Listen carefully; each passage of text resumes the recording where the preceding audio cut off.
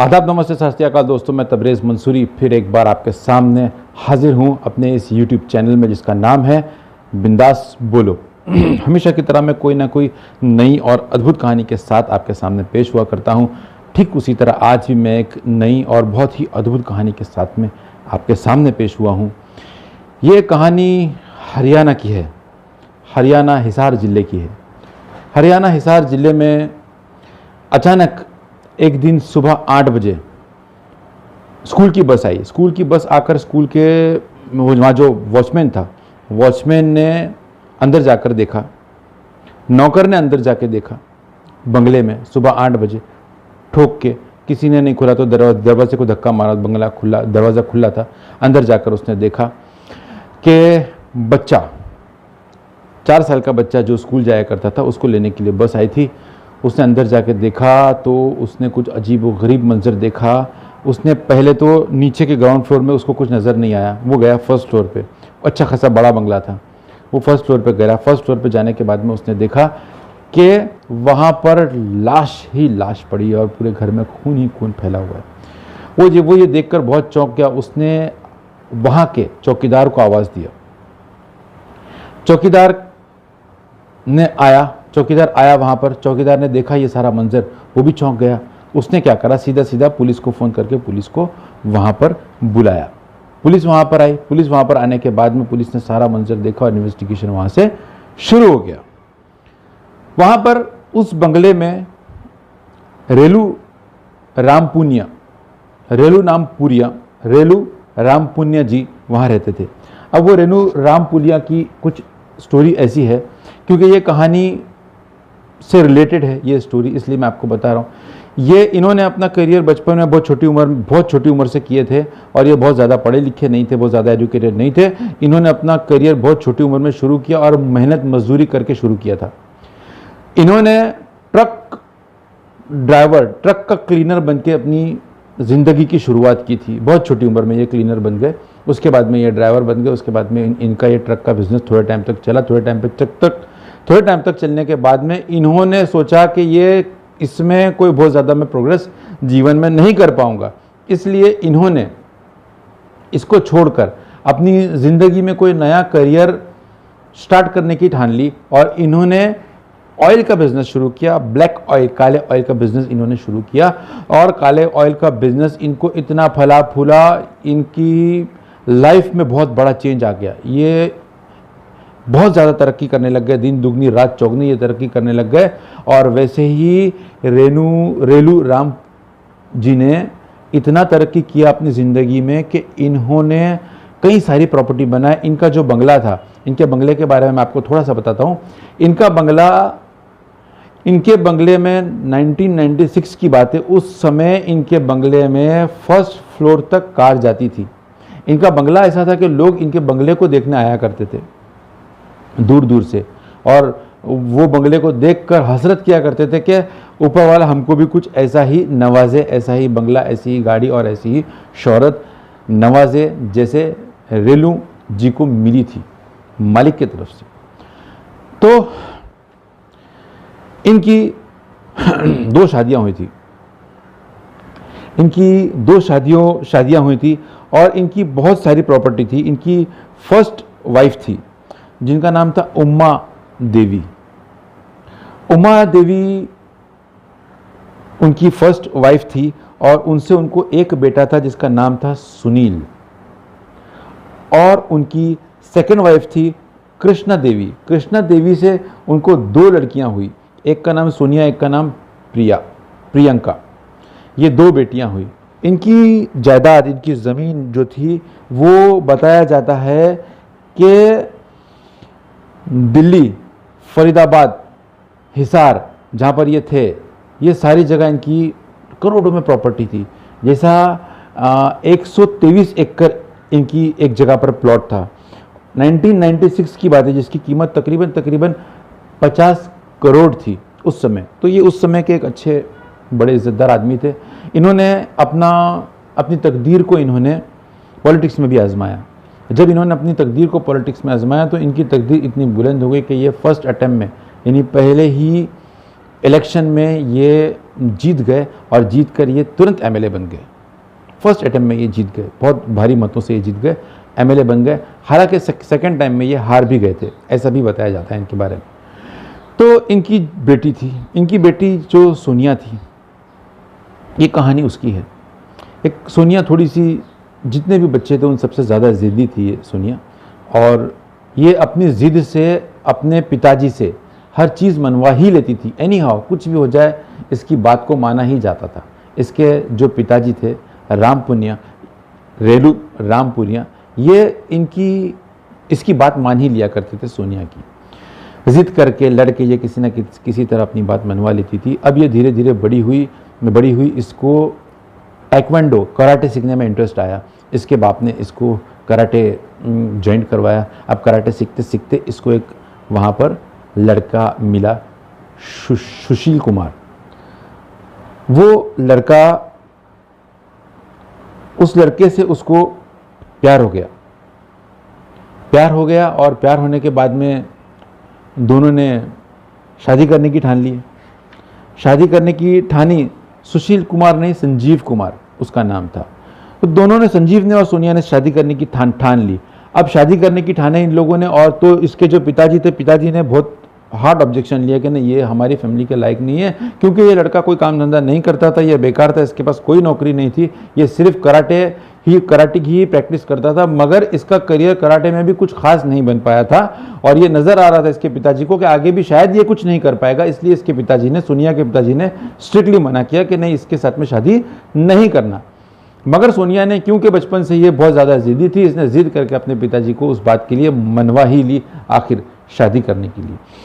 खैर, अब दोनों की शादी हो गई। शादी होने के बाद में दोनों साथ में रहने लगे। अब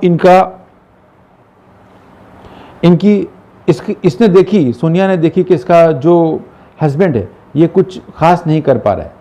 तो इसने क्या करी, इसके पिताजी को बोली, एक 46 एकड़ ज़मीन थी इन लोगों की, इसने बोली कि ये बेचो, ये बेचकर इसको दो, मेरे हस्बैंड को दो, ताकि ये जीवन में कुछ कर पाए, कुछ अपना धंधा बिजनेस नया चालू कर पाए। इसलिए आप 46 एकड़ ज़मीन बेचकर इसका जो भी पैसा आता है वो इसको दो।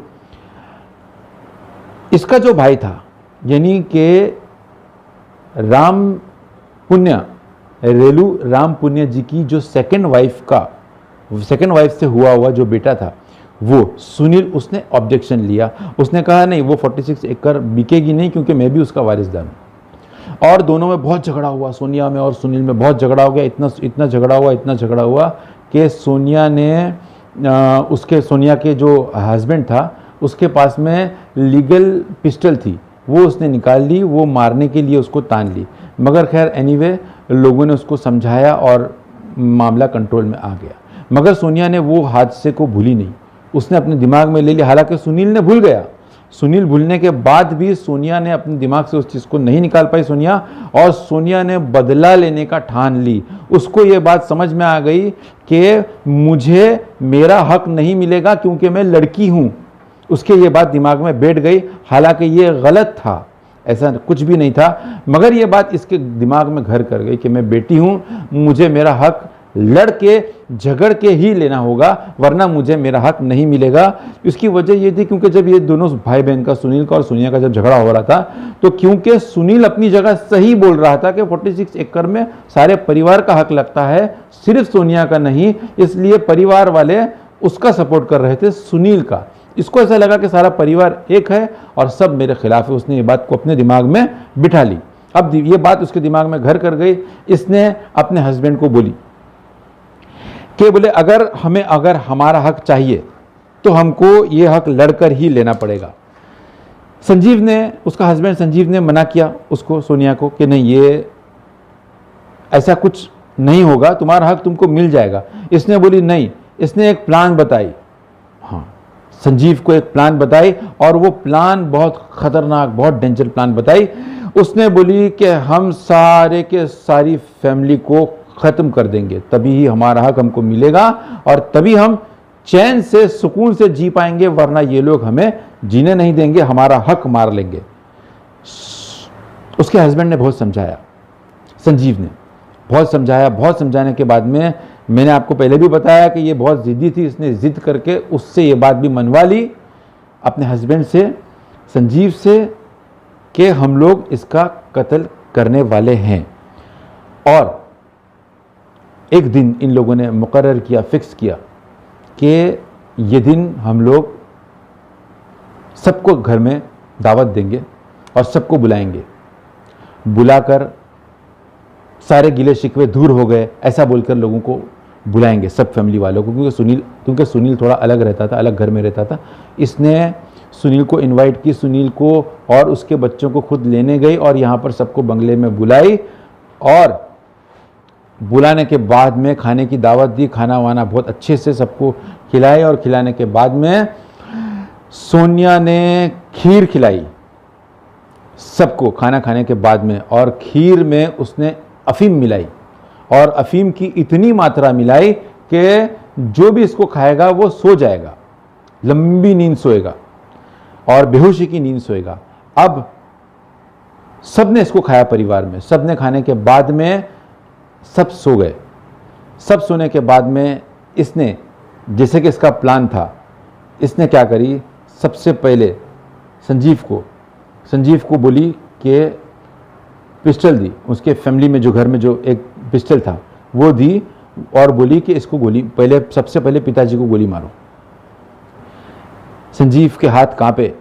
संजीव ने उसको फिर मना किया कि नहीं ये ठीक नहीं है, ये सही काम नहीं है, मगर सोनिया ने उसकी एक नहीं मानी। सोनिया ने बोली कि नहीं तुम गोली मार दो। तो संजीव ने फिर एक बहाना बनाया, बोला कि घर के मेंबर 8 है और गोली 6 है तो सबको कैसे मारूं। सोनिया ने नीचे गैराज में जाकर एक जाड़ा रॉड लाई और जाड़ा रॉड लाके उसको दी और उससे कहा सोनिया ने कि इसका इस्तेमाल करके सबके सर पे मारो, सर पे मार मार के सबको खत्म कर दो। अब संजीव ने सबसे पहले सोनिया के पिताजी पर हमला किया। वो सोए थे, उनके सर पर रॉड से मारा। रॉड से मारने के बाद में जब तक मारता गया जब तक उसके पिताजी का दम नहीं निकल गया। उसके बाद में उसने उसकी माँ को मारा, सोनिया की माँ को, और फिर ऐसा करते करते एक एक करके मारता गया। इन लोगों ने छोटा बच्चा यानी कि 3 से 4 महीने के बच्चे को भी नहीं छोड़ा, जो सुनील का बच्चा था उसके भाई का, उसको भी नहीं छोड़ा, उसको भी इन लोगों ने मार दिया। और क्योंकि सुनील हाइट बॉडी में बहुत अच्छा था तो सोनिया को और संजीव को ऐसा लगा कि अगर ये उठ गया तो ये हाथापाई करेगा और ये मारामारी करेगा और ये हाइट बॉडी में बहुत अच्छा है, ये हम दोनों पे हावी हो जाएगा। सोनिया ने क्या करी, उसका अपने भाई सुनील का हाथ और पैर दोनों बांध दी। दोनों बांधने के बाद में सुनील को बोली, संजीव को बोली कि अब इसको सर पे मारो सुनील को। सुनील बेचारा सोया है नींद में, गहरी नींद में, और उसको ये नहीं मालूम कि उसके साथ क्या होने वाला है। हालांकि परिवार में किसी को भी नहीं मालूम था कि उसके साथ में भी, उनके साथ में भी क्या होने वाला है। सुनील को संजीव ने उसके सर पे सलिए से मारा, जाड़े रॉड से मारा। रॉड से मारने के बाद में जब तक मारता गया जब तक सुनील का दम नहीं निकल गया पूरी तरह से। अब सुनील भी ख़त्म हो गया। धीरे धीरे पूरी फैमिली ख़त्म हो गई। अब सोनिया ने संजीव से कहा कि अगर सबको मार लगा है और हम दोनों को मार नहीं लगा है तो हमारे ऊपर शक जाएगा सबको। ये इतनी शातिर थी कि इसने एक जो चूहे मारने की जो छोटी मोटी दवा आती है जिससे इंसान मरता नहीं है, बस सिर्फ बेहोश हो जाता है, वो दवा इसने खुद खाई ताकि मालूम पड़े बाद में कि इसके भी पेट में कुछ दवा गई थी, जब मेडिकल टेस्ट हो तो पता चले। अब क्या हुआ, और इसको संजीव को सोनिया ने बोली कि उसके भी सर पे एक सलिए से मारा जाए। किसके? सोनिया के, ताकि लोगों को शक ना हो। संजीव ने सोनिया के भी सर पर एक रॉड से मारा ताकि उसके सर पे भी जख्म आ जाए, निशान आ जाए, और सोनिया जाके वहाँ पर गिर के बेहोश हो गई और संजीव चला गया। इन लोगों ने का ऐसा प्लान था कि हम ऐसा बताएंगे पुलिस को कि संजीव यहाँ पर था ही नहीं हरियाणा में, ये कहीं और गया था और यहाँ पर यह हादसा इतना बड़ा हो गया। अब जब ये वॉचमैन ने दरवाज़ा खोला, इतनी सारी लाशें देखा, पुलिस आई। पुलिस आने के बाद में पुलिस ने सारी बॉडी को जब कब्जे में लिया तो सबका पोस्टमार्टम किया गया। सबके पोस्टमार्टम में ये आया कि सब ने सबकी खीर में अफीम मिलाया गया था, मगर सोनिया का जब टेस्टिंग हुआ तब इसके अंदर से, इसके ब्लड में से, इसकी टेस्टिंग्स में से रिपोर्ट में ये आई कि इसने चूहे मारने की दवा खाई है और इसके जिस्म में अफीम नहीं है। पुलिस को शक गया और सब मर गए, यही नहीं मरी। पुलिस को कहीं ना कहीं बहुत ज़बरदस्त शक बैठ गया सोनिया के ऊपर। पुलिस ने उससे बहुत पूछताछ की। पूछताछ करने के बाद में सोनिया ने कुछ नहीं बोली, बात को घुमाती गई, मगर जब पुलिस अपने तरीके पर आई तब सोनिया ने को कबूल करना पड़ा और सोनिया ने सारा मामला बताया कि हम लोगों ने ये तरीके से ऐसा प्लानिंग करके ऐसा किया। पुलिस ने संजीव को भी धर दबोचा और उसको भी अरेस्ट किया। अरेस्ट करने के बाद में इन लोगों को सेशन कोर्ट में खड़ा किया गया। सेशन कोर्ट में काफ़ी सालों तक ये केस चला। 2004 में इनको फांसी की सज़ा दी गई और 2004 में जब सेशंस ने इनको फांसी की सज़ा दिया तो इन लोगों ने हाई कोर्ट में अपील किया। हाई कोर्ट में अपील करने के बाद में हाई कोर्ट ने इनको, क्योंकि सेशंस कोर्ट से हाई कोर्ट जाने में काफ़ी समय लग गया था, फाइल ऊपर आने में टाइम लग गया था, इसलिए हाई कोर्ट ने फांसी की सज़ा को तब्दील करके लाइफ इन प्रिजन की सज़ा दी। फिर इन लोगों को ऐसा लगा कि अभी हमको सेशन कोर्ट ने जो सज़ा दिया था उसके अलावा, उसके बजाय हमको हाई कोर्ट से थोड़ी रिलीफ मिली है तो शायद हमको सुप्रीम कोर्ट में और ज़्यादा रिलीफ दी जाएगी। ये सोचकर इन लोगों ने सुप्रीम कोर्ट में पिटीशन फाइल किया। सुप्रीम कोर्ट में जब इन लोगों ने पिटीशन फाइल किया तो 2014 में 20 जनवरी को सुप्रीम कोर्ट ने इनकी लाइफ इन प्रिजन को हटाकर वापस से इनको फांसी की सज़ा दे दिया। हाँ, अब यानी इनकी सज़ा कम हो गई थी, कम होने के बाद में वापस से इनको फांसी की सज़ा दी गई। ये और हिंदुस्तान में जो बहुत रेयर केस में औरतों को फांसी की सज़ा दी गई है, जिनमें से एक ये मामला है। अब फांसी की सज़ा में काफ़ी लेट हो गया। काफ़ी लेट होते होते काफ़ी दिन निकलते गए तो वहाँ पर सिविल राइट ग्रुप एक है, PUDR, public union for democratic rights, इसने सुप्रीम कोर्ट में फाइल किया था। सुप्रीम कोर्ट ने इसकी बात नहीं मानकर इनको फांसी दी गई, मगर क्योंकि इनको जो फांसी की जो सज़ा दी गई, मगर जो फांसी दी गई उसमें एक बहुत लंबा, यानी सज़ा देकर काफ़ी लंबा समय हो गया था, मगर इनको फांसी नहीं दी गई थी। तो फिर इनको वापस से इनकी जो फांसी की सज़ा थी उसको लाइफ इन प्रिजन में तब्दील कर दिया गया। अब यहाँ पर केस ख़त्म हो जाना चाहिए था, मगर ये स्टोरी यहाँ पर ख़त्म नहीं हुई। अब क्या हुआ, सोनिया ने अपनी जान देने की कोशिश की जेल में। तो जेल में जब कोई भी बंदा जान देने की कोशिश करता है तो उसको एक स्पेशल सेल में रखा जाता है, जहाँ पर जान देने का कोई साधन नहीं होता, यानी कि रस्सी नहीं होती है या कोई चीज़ ऐसी नहीं होती जिससे वो अपना गला घोटकर जान दे दे। और 24/7 यानी 24 घंटा वहाँ पर कुछ पुलिस वाले तैनात होते हैं जो उन पर कड़ी नज़र रखते हैं। और संजीव जेल में परेशान, इसको भी साथ में सज़ा में ये भी था, क्योंकि पूरे गुनाह में ये शामिल था हर जगह।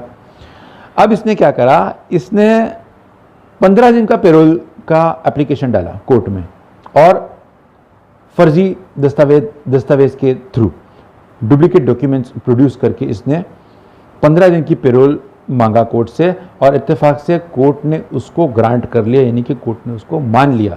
अब जब कोर्ट ने 15 दिन की पैरोल इसकी मान लिया, ये बाहर छूट गया और बाहर छूटने के साथ में ये भाग गया। भागने के बाद में इसको बहुत ढूंढा गया। ये कुछ 2018 में संजीव को पैरोल मिला था और 2021 में ये गुजरात के एक आश्रम में साधु के रूप में पाया गया। यानी ये फर्जी साधु बनकर वहाँ पर आराम से गुजरात में एक आश्रम में अपने दिन काट रहा था। किसी के इन्फॉर्मेशन के थ्रू पुलिस ने उसको अरेस्ट किया और अभी वो अपनी ज़िंदगी जेल में काट रहा है। मेरा ये कहना है कि यहाँ पर ये जो मामला हुआ, इसमें कुल मिलाकर 8 लोगों की जान गई और ज़रा सी गलतफहमी की वजह से, जबकि ऐसा नहीं था कि वो लड़की है तो उसका हक खा लिया जाएगा। उसके पिताजी के या उसके घर वालों के किसी के दिल और दिमाग में ये बात कहीं नहीं थी कि ये लड़की है तो हम इसका हक खा जाएंगे।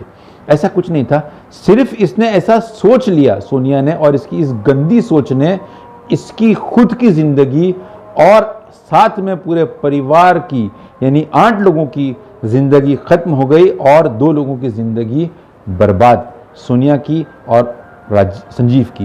ये दोनों की लाइफ बर्बाद, बाकी 8 लोग बेचारे बेगुनाह, कोई गुनाह नहीं किया उन लोगों ने। छोटे बच्चे का क्या कसूर है? 4 साल का 3 महीने का बच्चा जिसको सर पे सलिए से मार के मार दिया गया। तो कोई भी चीज़ हो, कोई भी मामला हो फैमिली में, ऐसे काफ़ी सारे मामला सामने आते हैं कि फैमिली में ऐसा कुछ हुआ, मगर उसको बैठकर सुलझाया जाता है, लड़ाई झगड़ा करके नहीं, और ख़ास करके इस तरह का गंदा काम करके नहीं। तो ये कहानी यहीं ख़त्म होती है दोस्तों। फिर मिलेंगे एक नई और अद्भुत कहानी के साथ में। Thank you very much. आदाब, नमस्ते, सत श्री अकाल।